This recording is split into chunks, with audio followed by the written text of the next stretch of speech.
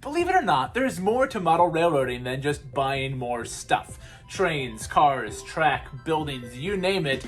It's really easy just to sink money into this hobby. But one of the things that we always like to praise about model railroading is you get to be a woodworker, you get to be an electrician, and in this case, you get to be an artist. My son recently has been doing a lot of drawing. He's been getting pretty handy with the pen and paper, and that got me thinking about doing some more stuff with our trains and just our layout in general with these handy paint markers. Now there's some pros and cons to using these that I'm going to point out, but hopefully this gives you some ideas on how to utilize other elements to improve your railroad instead of just keep buying more stuff.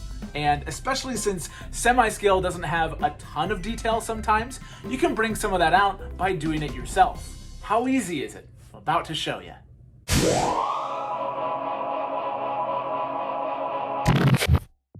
Recently, we've been going to town with these acrylic paint markers. You can find these online, you can go to your local hobby shop. There's a bunch of places to find stuff like this. And I found one that has enough variation of colors that I have plenty of stuff and tones that I can use on our railroad. And I'll show you where we've used them and how we did it and where you kind of do and don't want to use something like this.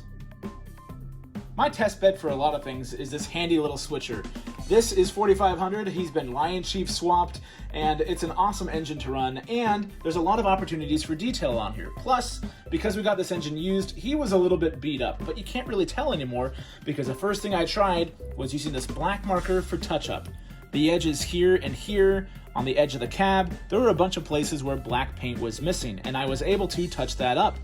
And for the most part, it's all held up pretty well, and I'll get to that in a second. But then I figured, hey, I've got more than just black in this paint set. Let's try something else.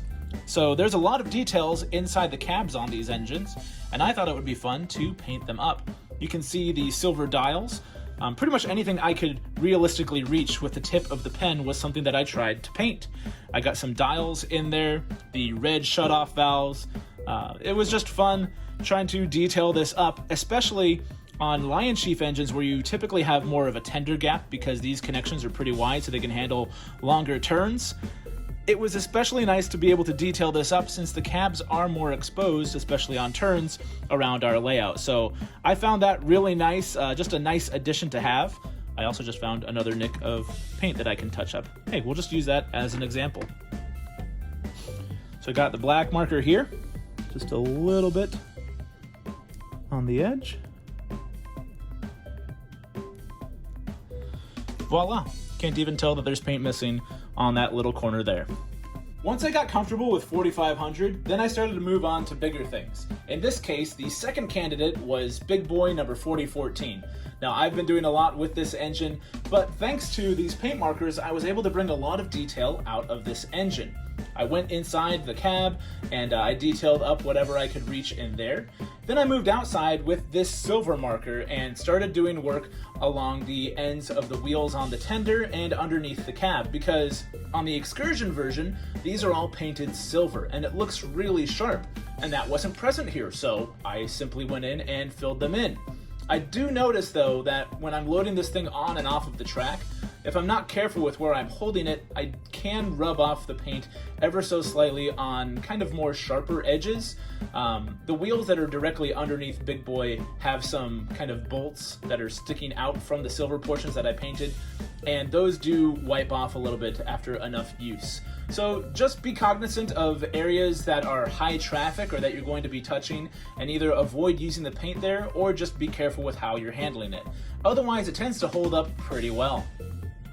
Once I was getting comfortable enough with the paint elsewhere, I decided to try my hand at writing out Big Boy to kind of recreate that chalk that gets written on the front of the Excursion engine. It took me many tries to get this right, and thanks to that microfiber towel and some Windex, I was able to start over the couple times that I messed up.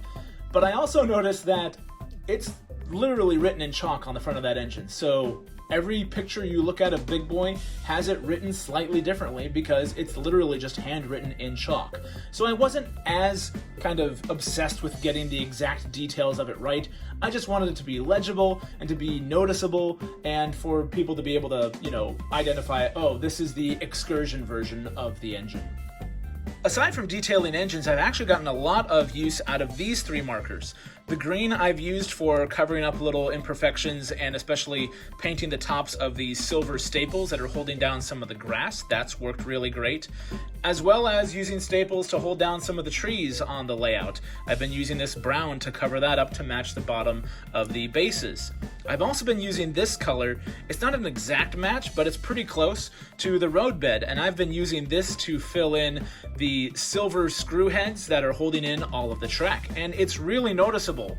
Or rather, you don't notice it, because instead of your eyes getting caught by the shiny silver screw head holding in all of the track, you kind of miss it, because not only does this pretty much match the roadbed color, but it also isn't as glossy of a finish, so you tend not to notice it as much. So these markers have been a really great way to detail up engines and to fix things around the layout, and I've really enjoyed using them. Other than the fact that just as easily as they can be applied, they can be removed, which is great for when you make a mistake. That also does mean the drawback is that they can wear off a little more easily than more enamel, more permanent-based paint solutions. But because we're just messing around with it and we're trying stuff out, these have been fantastic, especially as something, again, to test out on certain areas. I'm not as worried as these things not working, so that way if I apply something and it's wrong, I can't undo it, or I can't undo it easily. So from that aspect, the easy cleanup, the easy application, the fact that these have a pointed tip so I can reach those hard to get areas pretty easily, these have been working out great. But what other ideas do you guys have for applying detail to your model railroads? Regardless of the scale, I'd love to hear that, so leave it in the comments down below. Please subscribe if you haven't already, and leave a like. Love hearing from you guys and all the interaction from this great community, so thank you so much for watching, and we'll see you on the next one.